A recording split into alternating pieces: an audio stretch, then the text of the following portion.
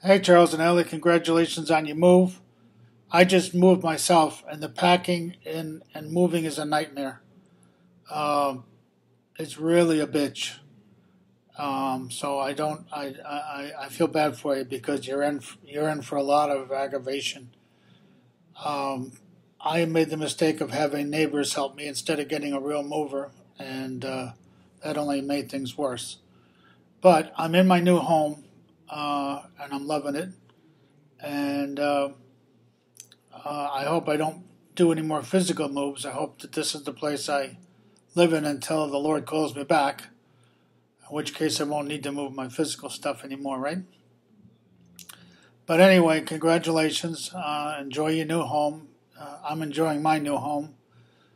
It was real tough to get it. I went through quite a bit of aggravation, ups and downs and stuff, but I did finally get it. I'm in my new home and I'm loving it. All right, hang in there because it's going to be a bitch. This couple of weeks is not going to be fun. You're going to be miserable. Really, really miserable with the move. Take care.